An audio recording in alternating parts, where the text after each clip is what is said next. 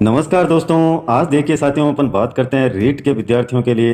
रीट के विद्यार्थी जो सेकंड लेवल की तैयारी कर रहे हैं, उन विद्यार्थियों के लिए साथियों पेपर है विज्ञान विषय का, और अनेक प्रकार की इसमें शिक्षण विधियां भी हैं। हूबहू वैसा ही पेपर जैसा एग्जाम में आपको मिलता है। देखिए 121 का प्रश्न है। एक शिक्षक विद्यार्थियों को बल वस्तु की आकृति को परिवर्तित कर सकता है। संकल्पना को पढ़ाने के लिए निम्नलिखित गतिविधियों की योजना बनाता है। ये 3 ऑप्शन हैं। सामान्य रूप से अवलोकित उदाहरणों का प्रयोग करते हुए संकल्पना को स्पष्ट करना, विद्यार्थियों को एक प्लेट में गूंथा हुआ आटा देकर उसे हाथों से दबाने के लिए कहना, कुछ उदाहरणों के साथ संकल्पना को स्पष्ट करने वाली दृश्य सर्वे फिल्म दिखाना। शिक्षक सिखाने के लिए अलग अलग उपागमों का प्रयोग करती है, क्योंकि वह जानती है कि उसे पाठ योजना के अनुसार चलना है। वह विद्यार्थियों को परीक्षा के लिए तैयार करना चाहती है। कक्षा में विभिन्न प्रकार के शिक्षार्थी हैं और वह बहुआयामी बौद्धिकता को संबोधित करना चाहती है। वह अपने ज्ञान को सिद्ध करना चाहती है। तो देखिए इनमें से कौन सा ऑप्शन सही होगा। प्रश्न थोड़ा बड़ा है, इसी प्रकार से आपको एग्जाम में देखने को मिलेंगे साथियों। सीधे शब्दों में कोई भी प्रश्न मुश्किल ही आता है आजकल के एग्जामों में। अगला प्रश्न देखिए, वह स्थान जहां छोटे जंतु जैसे दीमक, मक्खी, केंचुए आदि उनके स्वभाव के अनुसार पाले जाते हैं उसे क्या कहते हैं? जल जीवशाला, संग्रहालय, टेरेरियम और वन। बहुत ही शानदार प्रश्न है साथियों। 123 का प्रश्न है साथियों, जब कोई वस्तु गति करती है तो उसका द्रव्यमान केंद्र न आंतरिक बलों से और न ही बाह्य बलों से प्रभावित होता है। बाह्य बलों से बिल्कुल प्रभावित नहीं होता, आंतरिक बलों से बिल्कुल प्रभावित नहीं होता, यह स्थिर रहता है। 124 का प्रश्न है साथियों, यदि पृथ्वी का व्यास वर्तमान मान का दोगुना हो जाए तथा द्रव्यमान अपरिवर्तित रहे तो किस पिंड का भार पृथ्वी की सतह पर होगा? 8वां भाग, चौथा भाग, आधा या कोई परिवर्तन नहीं। 125 का प्रश्न है साथियों, दो समतल दर्पणों को लेकर किसी वस्तु के 3 प्रतिबिंबों को प्राप्त करने के लिए दर्पणों के बीच कितना कोण होना चाहिए? 0 डिग्री, 30 डिग्री, 60 डिग्री या 90 डिग्री। 126 का रहेगा, कॉपर पायराइट से प्राप्त होने वाला कॉपर ब्लिस्टर कॉपर कहलाता है। ब्लिस्टर के निर्माण के लिए उत्तरदायी गैस कौन सी है? इनमें से देखिए। 127 का प्रश्न ये रहेगा साथियों, ये आपके शिक्षण विधियों से संबंधित है। देखिए, छात्रों की विशेष अधिगम संबंधी समस्या का ज्ञान होता है। इनमें से देखिए आप क्या सही होगा। इकाई परीक्षण से, वस्तुनिष्ठ परीक्षण से, निदानात्मक परीक्षण से, निबंधात्मक परीक्षण से। 128 का रहेगा, चुंबकीय क्षेत्र रेखाएं निर्धारित करती हैं आकृति को, क्षेत्र की दिशा को, केवल चुंबकीय क्षेत्र की आपेक्षिक सामर्थ्य को, चुंबकीय क्षेत्र की दिशा एवं आपेक्षिक सामर्थ्य दोनों को। 129 का प्रश्न है, कटा हुआ सेब हवा में खुला छोड़ने पर लाल भूरा क्यों हो जाता है? अपचयन के कारण, ऑक्सीकरण द्वारा, Fe2O3 बनने के कारण, अपघटन के कारण या वियोजन के कारण। 130 का है, मछलियों की दुर्गंध का क्या कारण है? Trimethyl amine oxide, hippuric acid, uric acid, फास्फोआर्गिनाइन।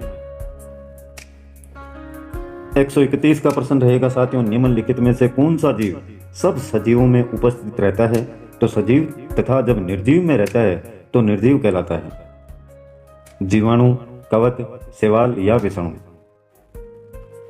132 का रहेगा, CFC क्लोरोफ्लोरोकार्बन फ्रिजों में उपयोग के लिए अनुमोदित नहीं किए जाते हैं क्योंकि वे तापक्रम बढ़ाते हैं, ओजोन परत का क्षय करते हैं, पर्यावरण प्रभावित करते हैं, मानव शरीर प्रभावित करते हैं। 133 का प्रश्न है, अक्स किरणें पैदा होती हैं जब इलेक्ट्रॉन एकाएक रुक जाते हैं, एक तार के द्वारा भेजे जाते हैं, उदासीन हो जाते हैं, एक दूसरे से टकराते हैं।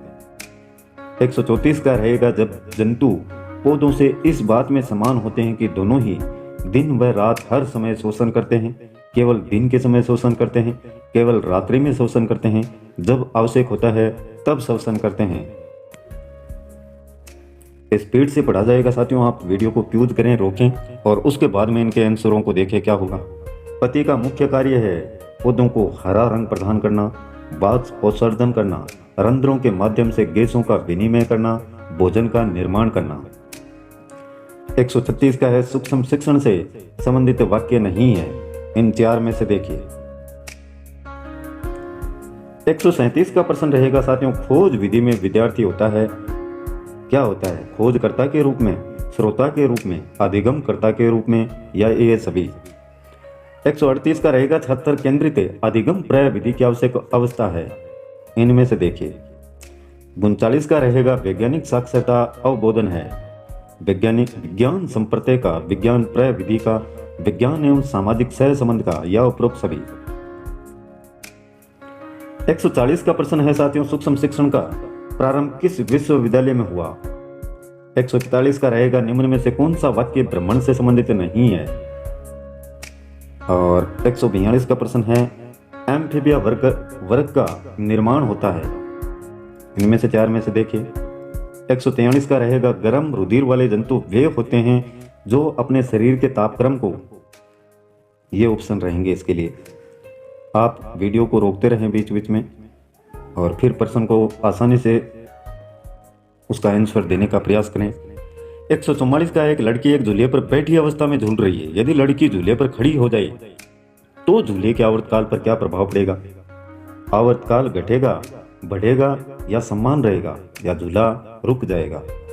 145 का है संश्लेषित डिटर्जेंट साबुन से अधिक लाभदायक हैं क्योंकि ये कठोर जल में भी प्रयोग किए जा सकते हैं, लेकिन इनकी मुख्य हानि है, इनमें से।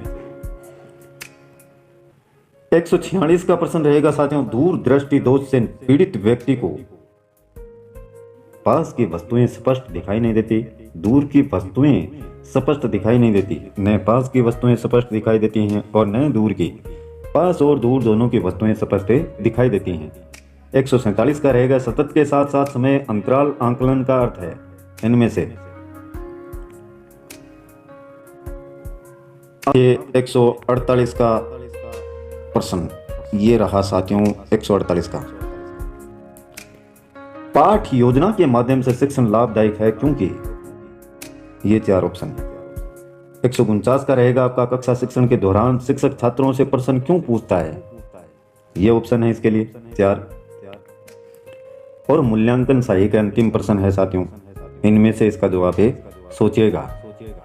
कम्युनिटी टैब में रात 8 बजे इसकी आंसर की प्रेषित कर दी जाएगी, तब तक आप इनके जवाब अपनी कॉपी में लिख के रखें और फिर मिलान कीजिएगा आपके कितने सही होते हैं, आपकी जो तैयारी है वो कितनी है। आज के लिए साथियों बस इतना ही, कल फिर मिलते हैं एक नए वीडियो, नए टॉपिक और नई जानकारी के साथ में। तब तक के लिए जय हिंद, जय भारत।